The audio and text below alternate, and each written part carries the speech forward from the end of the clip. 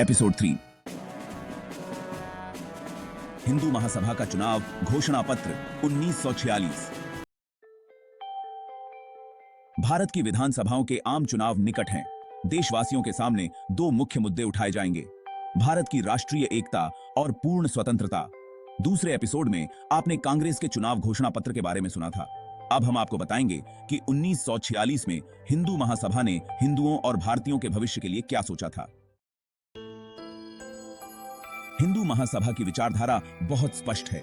हिंदू महासभा ने देशवासियों के समक्ष स्पष्ट रूप से घोषणा की है कि वह हिंदुओं और मुसलमानों दोनों के प्रति समान नीति अपनाएगी, भले ही वे भारत के किसी भी प्रांत में अल्पसंख्यक हों। ही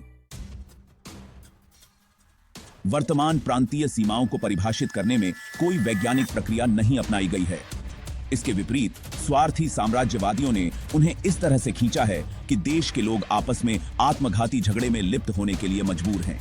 इसलिए वर्तमान सीमाओं को परिभाषित करने में दोषों और अन्यायों को इंगित करने वाला कोई नहीं है। हमें वैज्ञानिक आधार पर सीमाओं को पुनः परिभाषित करके समस्या का समाधान करना चाहिए। आदर्श रूप से और न्याय संगत रूप से प्रांतों को भाषा और संस्कृति के आधार पर परिभाषित किया जाना चाहिए। जब तक इस नीति का पालन नहीं किया जाता है, तब तक आबादी के एक बड़े हिस्से में असंतोष और रुचि की कमी प्रशासनिक जटिलताओं को लगातार बढ़ाती है और देश की शांति और भलाई को खतरे में डालती है। आजकल आत्मनिर्णय के झांसे में आकर बहुत से लोग अवास्तविक योजनाओं की ओर आकर्षित हो रहे हैं। मुझे उम्मीद है कि लोग इन अवास्तविक वादों से धोखा नहीं खाएंगे। वास्तव में सांप्रदायिक और स्वार्थी लोगों के एक समूह का उद्देश्य आत्मनिर्णय के नाम पर देश को विभाजित करके साम्राज्यवादी भूमिका को मजबूत करना है। उनका असली इरादा राष्ट्रीय विखंडन और अलगाव पैदा करना है। लेकिन भारत का बहुसंख्यक समुदाय अपनी मातृभूमि, अपनी पवित्र भूमि को संकीर्ण सोच वाले सांप्रदायिक अवसरवादियों के हितों की सेवा के लिए विघटित नहीं होने दे सकता। जो लोग देश और राष्ट्र को अनावश्यक और अनुचित रूप से विभाजित करना चाहते हैं, उन्हें अंतरराष्ट्रीय न्याय की दृष्टि में राष्ट्र विरोधी माना जाएगा और उनके साथ वैसा ही व्यवहार किया जाना चाहिए। सांप्रदायिक निर्णय ने संबंधित समुदायों के बीच फूट और अलगाव की दीवार खड़ी कर दी है। जब तक यह निर्णय निरस्त नहीं हो जाता और संयुक्त निर्वाचन मंडल स्थापित नहीं हो जाता, तब तक निष्पक्ष चुनाव संभव नहीं है। पृथक निर्वाचन मंडल पर आधारित चुनाव में देश के लोगों की स्वतंत्र इच्छाएं और भावनाएं उचित रूप से प्रतिबिंबित नहीं हो सकती। देश के प्रत्येक वयस्क नागरिक को शामिल करने वाले संयुक्त निर्वाचन मंडल के बिना वास्तविक लोकतांत्रिक चुनाव नहीं हो सकता। इसलिए जल्दबाजी और फर्जी तरीके से कराए गए चुनाव से आत्मनिर्णय की तथाकथित मांग को सिद्ध नहीं किया जा सकता। यह सांप्रदायिक निर्णय भारत में अल्पसंख्यकों और शोषित वर्गों के लिए चुनावों और पृथक निर्वाचन मंडलों की एक श्रृंखला थी, जिसकी स्थापना ब्रिटिश सरकार ने 1932 में की थी। इस निर्णय का उद्देश्य भारत के अनेक सांप्रदायिक हितों के बीच संघर्षों को हल करना और हाशिए पर पड़े समूहों को सशक्त बनाना था। भारत में विभिन्न समुदायों द्वारा धार्मिक अनुष्ठानों को मनाने में कभी कोई बाधा नहीं आई। भारत हमेशा से ही अन्य धर्मों के प्रति उदारता और सहिष्णुता के लिए प्रसिद्ध रहा है। इसलिए भारत में धर्म कभी भी समस्या मूलक मुद्दा नहीं रहा। यदि भारत के 35 करोड़ लोग अपनी अलग अलग धार्मिक मान्यताओं के बावजूद एक स्वर में अपनी मांग उठाते, तो दुनिया का कोई भी राष्ट्र, चाहे वह कितना भी शक्तिशाली क्यों न हो, भारत को खंडित करने का साहस नहीं कर सकता। हमारे पड़ोसी देश यानी रूस और चीन इसके ज्वलंत उदाहरण हैं। अब हमारे आम लोग भी इसे जानते हैं। इसमें कोई संदेह नहीं है कि 1943 के महान अकाल में मरने वालों की संख्या बहुत अधिक होती यदि अन्य प्रांतों से सहायता न मिलती। बंगाल में मुसलमान अपेक्षाकृत गरीब हैं, इसलिए उनके बीच अधिक मृत्यु दर के कारण बहुसंख्यक से अल्पसंख्यक में सिमट जाना संभव था। अलग स्वतंत्र राज्य बनाने के दिवास्वप्न में स्तब्ध मुस्लिम लीग के धूर्तों को बंगाल के महान अकाल का दुखद सबक भी याद नहीं है।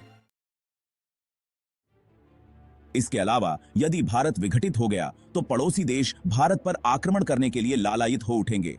भारतीय इतिहास में ऐसे उदाहरण अक्सर देखने को मिलते हैं। खास तौर पर हमलावरों का दुस्साहस और भी बढ़ जाता है, क्योंकि उन्हें लगता है कि भारत के विभिन्न समुदाय एकजुट होकर उनका विरोध नहीं कर सकते या नहीं कर सकते। स्वार्थी और असहानुभूति रखने वाले समुदायों से भारत को कोई उम्मीद नहीं है। ऐसी परिस्थितियों में स्वतंत्र राज्य के भाग्य को ऐसे समुदाय के हित से जोड़ना और भी खतरे का कारण होगा।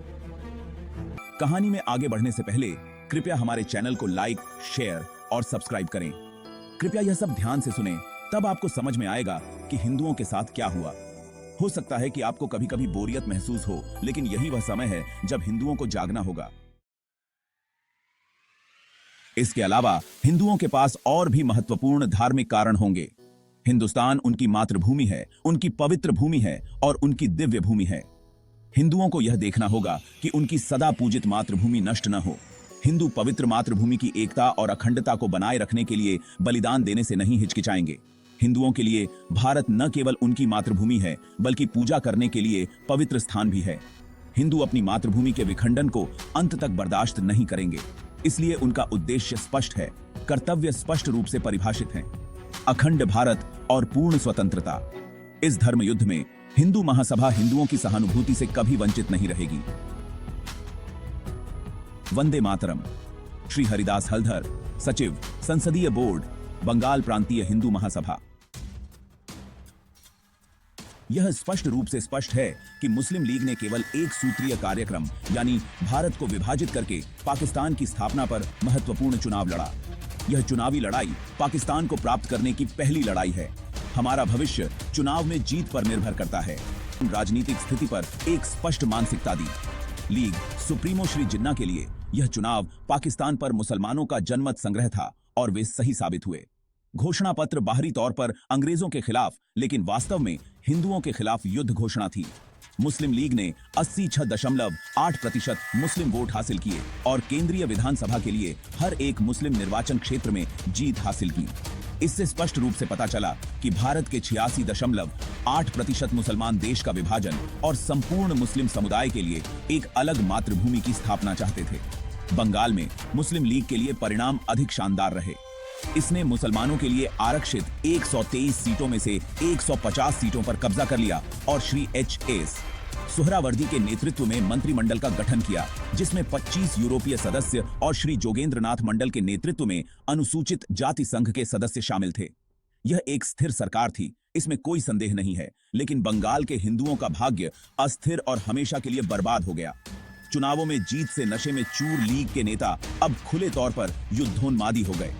लीग के विधायकों के सम्मेलन में बंबई के इस्माइल चुंदरीगर ने कहा कि अंग्रेजों को मुसलमानों को एक ऐसे अधीन लोगों को सौंपने का कोई अधिकार नहीं है जिन पर उन्होंने 500 साल तक शासन किया है। मद्रास के मोहम्मद इस्माइल ने घोषणा की कि भारत के मुसलमान जिहाद एक पवित्र युद्ध के बीच में हैं।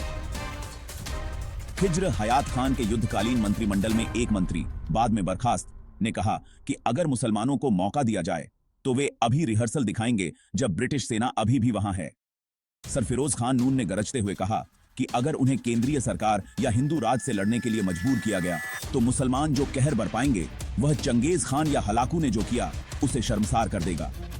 आने वाली घटनाओं के कुछ संकेत लीग के नेताओं के भाषणों से मिले। अप्रैल 1946 की शुरुआत में ही मलिक सरफिरोज खान नून ने कहा कि मुसलमान जो कहर बरपाएंगे वह हलाकू के किए को शर्मसार कर देगा। ट्रिब्यून, लाहौर, 11 अप्रैल 1946। और हलाकू हुलागू खान को दुनिया के इतिहास में जीवन और संपत्ति के सबसे क्रूर और बेरहम विध्वंसकों में से एक के रूप में जाना जाता है। सरदार अब्दुर रब निश्तर ने अगस्त 1946 में खूनी खंजर के वास्तव में बाहर आने से 7 महीने पहले कहा था कि पाकिस्तान केवल दूसरों का खून बहाकर ही हासिल किया जा सकता है, अगर जरूरत पड़ी और मौका मिला। मुसलमान अहिंसा के पंथ में विश्वास नहीं करते। हम वैसा ही करेंगे जैसा हालात की मांग होगी। ट्रिब्यून, लाहौर, 18 अगस्त 1946। और राजा गजनफर अली के बयान 31 अगस्त 1946 के अनुसार उन्हें कायदे आजम जिन्ना से गोली चलाने का आदेश आने तक इंतजार करना था। 4 सितंबर को पंजाब प्रांतीय मुस्लिम लीग के अध्यक्ष ममदोट के खान इफ्तिखार हुसैन खान ने मुस्लिम वकीलों से इस्लाम और पाकिस्तान के नाम पर अपील की। व्यक्तिगत व्यवसाय, व्यापार और लाभ के सभी विचारों को त्याग दें और मुस्लिम लीग की आघात सेना के रूप में पूरे प्रांत में हर गांव, कस्बा, शहर और शहर में फैल जाएं। प्रचार का प्रारंभिक काम करें जिसके बिना कोई क्रांतिकारी उभार और दृढ़ संघर्ष संभव नहीं है। डॉन, 5 सितंबर 1946। यहां तक कि कायदे आजम मोहम्मद अली जिन्ना भी अपने विरोधियों को मुस्लिम लीग की मांगों पर सहमत करने के लिए गृह युद्ध को एक प्रभावी तरीका मानते थे। इस शत्रुतापूर्ण माहौल में ब्रिटिश प्रधानमंत्री श्री सी एटली ने संसद में 15 मार्च 1946 अपनी सरकार के 3 कैबिनेट मंत्रियों को भारत के लोगों को सत्ता हस्तांतरित करने की जटिल समस्या का समाधान खोजने के इरादे से एक मिशन पर भेजने के निर्णय की घोषणा की। देखने के लिए धन्यवाद। कृपया लाइक, शेयर और सब्सक्राइब करें। इससे हमारे चैनल की पहुंच बढ़ेगी और YouTube हिंदुओं की आवाज को दबा नहीं पाएगा।